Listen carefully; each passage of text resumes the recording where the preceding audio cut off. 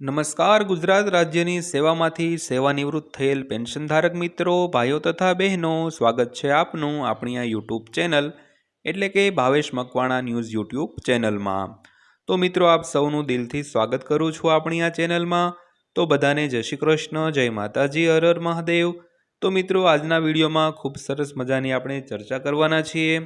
તો ગુજરાત રાજ્યના પેન્શનરોના પેન્શનને લઈને જાહેર કર્યો છે એક નવો પરિપત્ર।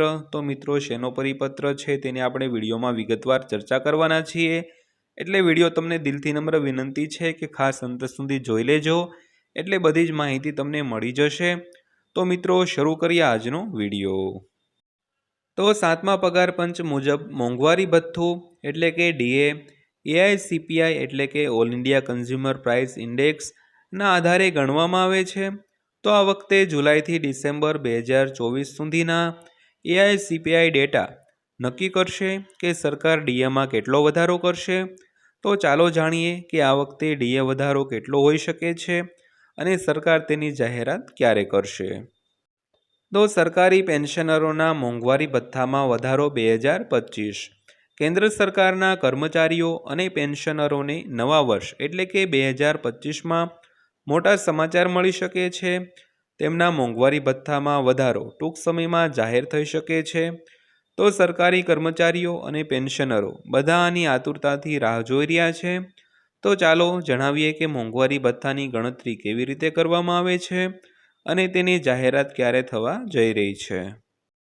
તો સૌથી પહેલાં વાત કરીએ તો ડીએની ગણતરી કેવી રીતે થાય છે। તો 7મા પગાર પંચના ડીએની ગણતરી એઆઈસીપીઆઈ પર કરવામાં આવશે। આ વખતે વધારો જુલાઈથી ડિસેમ્બર 2024 સુધીના એઆઈસીપીઆઈ ઇન્ડેક્સ ડેટા અનુસાર કરવામાં આવશે મિત્રો।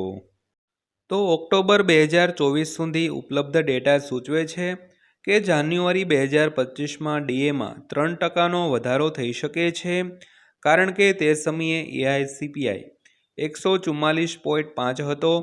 જો કે નવેમ્બર અને ડિસેમ્બરના ડેટા હજુ સુધી બહાર આવ્યા નથી, તેથી જો આ મહિનાઓ 145ની આંકની આસપાસ ફરે છે તો જાન્યુઆરી 2025માં ફક્ત ડીએ 56% સુધી વધશે। તો આ વધારાથી કર્મચારીઓને કેટલો ફાયદો થશે તેની વાત કરીએ તો આ નિર્ણય સંપૂર્ણપણે કેન્દ્રીય કર્મચારીઓના ડીએમાં વધારો કરવા માટે એઆઈસીપીઆઈ પર આધારિત છે। ગયા મહિનાના ડેટા દર્શાવે છે કે સરકાર આગામી વર્ષમાં ડીએ 53%થી વધારીને 56% કરી રહી છે। તો મોંઘવારી ભથ્થામાં 3%નો સંભવિત વધારો કેન્દ્રીય કર્મચારીઓના માસિક પગારમાં ઘણો વધારો કરી શકે છે। તો મોંઘવારી ભથ્થામાં 3%ના વધારા સાથે સરકારી કર્મચારીઓ અને પેન્શનરો દ્વારા કમાતા નાણાંમાં મોટા પાયે ફેરફાર થશે। તો ડીએમાં વધારાની જાહેરાત ક્યારે કરશે તેની વાત કરીએ તો 7મા પગાર પંચ હેઠળ જાન્યુઆરી અને જુલાઈ મહિનામાં વર્ષમાં 2 વાર ડીએમાં સુધારો કરવામાં આવે છે।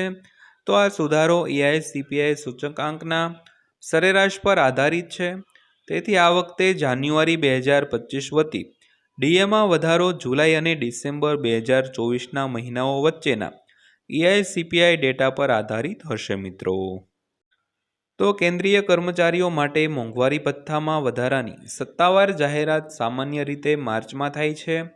જો કે સરકાર હોળી પહેલાં સરકારી કર્મચારીઓ અને પેન્શનરોને મોંઘવારી ભથ્થાની જાહેરાત કરે તો તેઓને એક મીઠી ભેટ આપી શકે છે।